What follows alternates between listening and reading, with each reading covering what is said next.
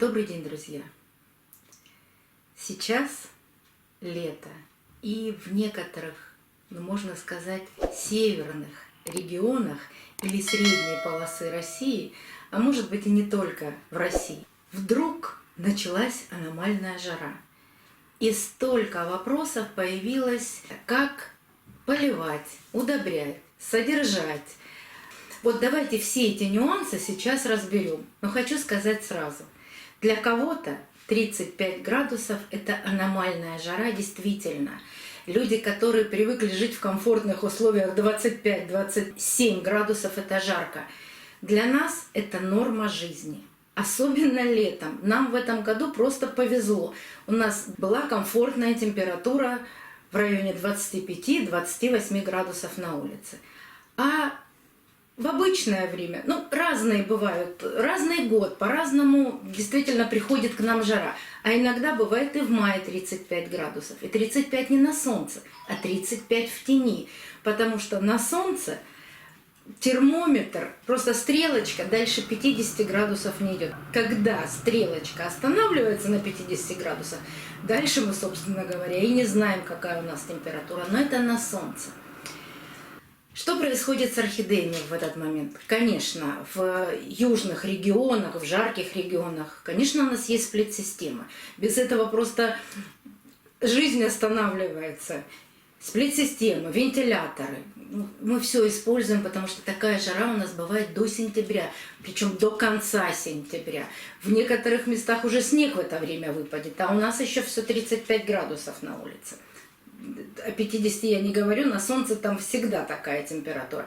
И если помните, я в прошлом году, когда уезжала отдыхать, в этот момент не работает никаких сплит-систем в доме, потому что невозможно оставить сплит-систему включенной, поэтому закрыты окна, закрыто все, движения воздуха не происходит. Пришли, коты там побегали, сколько они могут побегать? Они не создают такого движения воздуха. Я оставляла свои цветы на мокрых пяточках, но это те, которые в двойных горшках. А целый подоконник, 20 цветов, у меня вообще стояли без полива. Я их полила, уехала, и все. 20 дней они простояли в жаре, потому что в квартире 30 градусов, это точно было. То на улице жарко, и окна все закрыты. Нагревается помещение в любом случае. Ничего, все прекрасно выдержали. Так вот, наши орхидеи, особенно фаленопсисы, они адаптированы к такой жаркой температуре. То есть 35-36 градусов они выдерживают. Это специальные гибриды, основная часть, большая часть, можно сказать, что даже вся часть наших коллекций – это гибриды. А гибриды сейчас адаптированы под такую высокую температуру. Поэтому ничего страшного для самой орхидеи в этот момент нет. Но есть нюанс. Если есть нюансы, даже не нюансы, а много нюансов, но по всем регионам дать рекомендации это невозможно. У кого-то большая влажность, у кого-то большая сухость. У нас сухость. У нас может до 3 месяцев не быть никаких дождей. Вообще. В прошлом году, все писали, 4-й месяц пошел без дождей. Вот сейчас у нас 2 недели никаких дождей, ничего. Влажность опустилась до 35-20, 35-30%. Тоже прекрасно выдерживают. А вот нюанс заключается в чем? У вас высокая, например, влажность и высокая температура. В этот момент, когда высокая влажность больше 80%, 60% мы не берем влажность. Это прекрасная влажность для растения.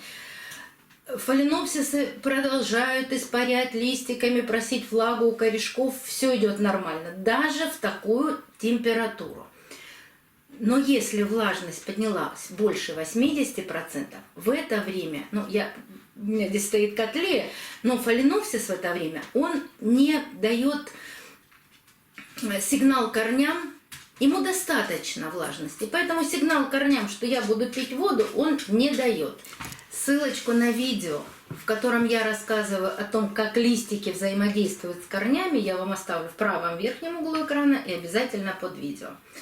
И вот когда влажность 80%, температура 35-39 пусть градусов, вот тогда наши фаленопсисы перестают брать воду из корней. И если корни политы и влажные, вот в этот момент и начинается загнивание корней. Потому что, во-первых, температура. Горшок в любом случае, какой бы он ни был, прозрачный, чаще же фаленопсисы в прозрачных горшках, он все равно нагревается от этой температуры. И в русском языке есть такое слово.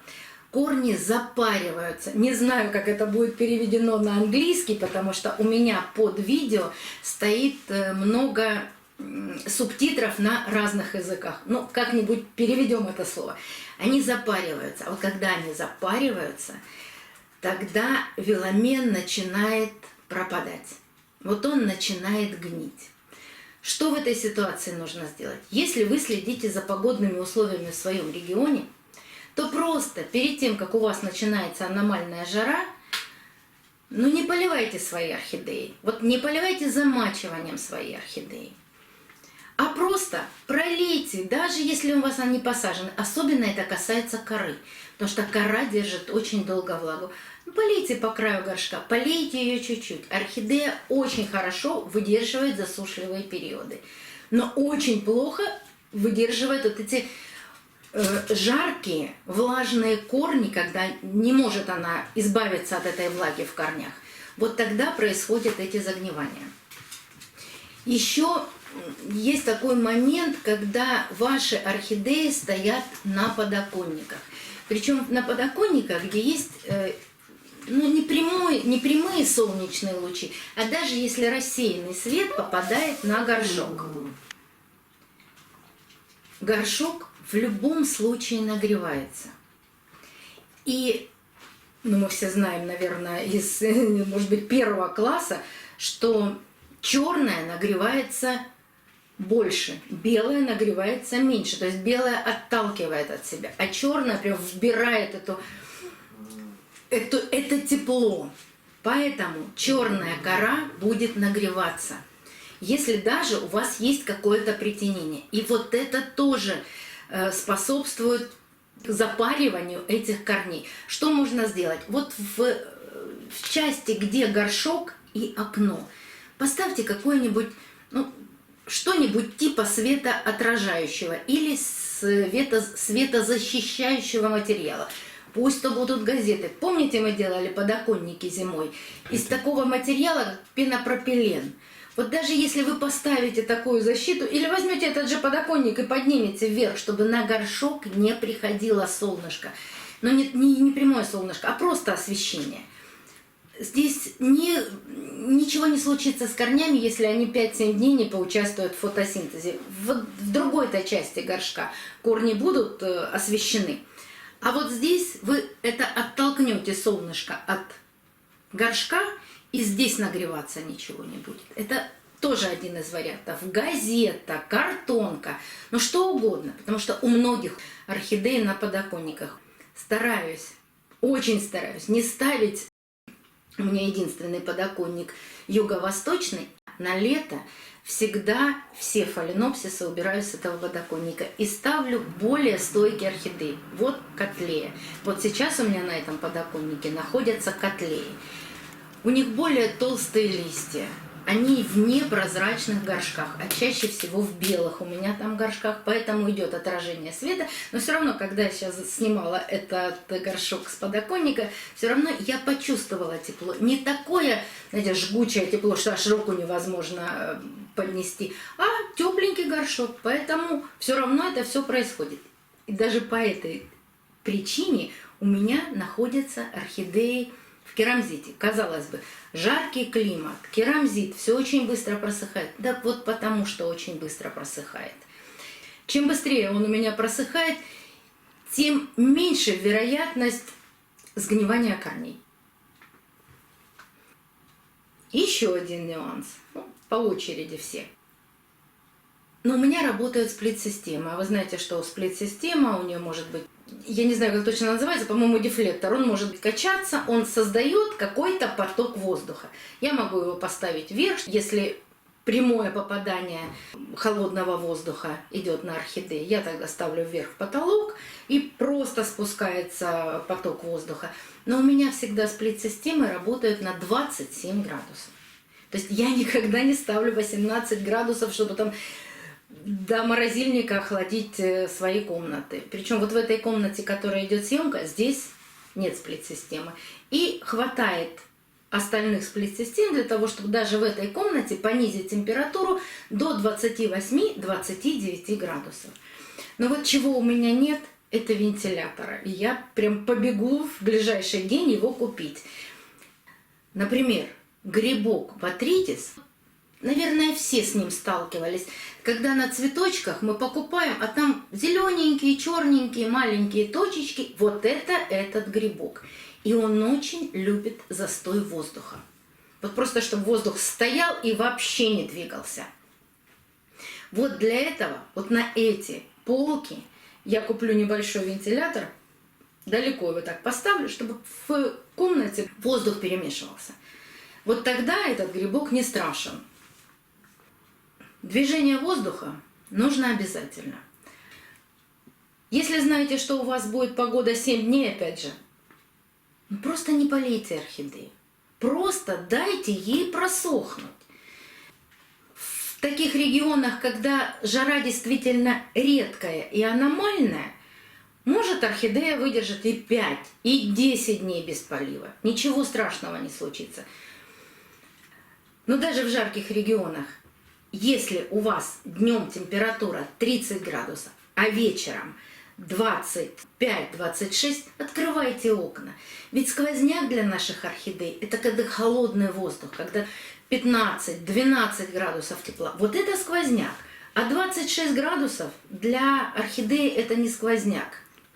Поэтому открыли на ночь окна, и это будет для орхидей просто замечательно. Во-первых, разница температуры. А во-вторых, листики, корни, все это проветрится. И вот когда работает вентилятор, вот эти перемешивания воздуха снизит температуру на пластине от 2 до 3 градусов, что тоже очень хорошо. И это будет естественным процессом терморегуляции. Давайте вспомним природу. Фаленопсисы в природе растут с открытыми корнями, то есть эпифиты. Они не растут в земле. И у них же есть период засухи, так называемый для них, для природников период засухи, когда у орхидеи корни серебристые. Нет дождя, только есть какая-то утренняя влага. Вот обратите внимание, что сейчас сниму вам, покажу эти серебристые корни. Вот эти серебристые корни тоже будут отражать солнечные лучи. Если они будут темно-зеленые, они будут нагреваться. Но это физические процессы. А вот такие серебристые, они будут отражать солнечный свет. Поэтому они в природе так устроены, они не пропадают. И когда у них повышается в природе там, действительно температура, у них корни все просыхают, вот они не загнивают. Теперь следующее. Это я все беру из ваших вопросов. То, что касается полива с удобрениями. Ну, представьте себе, лето, когда орхидеи растут, наращивают корни. Ну, как их не поливать с удобрениями? Это как раз то время, когда нужно поливать с удобрениями. А у нас 3 месяца жара. Ну, что я должна делать? Мы все как-то в южных регионах приспосабливаемся и обязательно поливаем их с удобрениями. Ну, потому что мы тогда не подготовим их никак к зимнему цветению.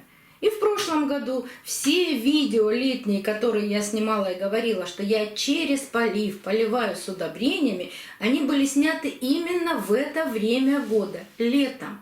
А ничего у нас не меняется. У нас как была летом, ну, может поменяться там на 15 дней позже начаться жара. Вот как в этом году у нас жара началась там с 10-15 июня. А так мы и в мае это все уже получаем. И до сентября. Вот я вам рассказывала, что я в это время поливаю точно так же. Если на улице вечером 30, я открываю, конечно, окна. Если 40, ночью, а и такое бывает, тогда кондиционер. А что делать? По-другому и мы дышать не можем. Поэтому в жару я точно так же поливаю и удобряю орхидеи. Видео «Вопрос в копилку» выйдет на следующий день после этого. Потому что это объемный вопрос. Я решила его снять отдельным видео. Подписывайтесь на канал, нажимайте на колокольчик. Вам будет приходить оповещение о новых видео, вышедших на канале. До новых встреч, друзья! Увидимся на канале!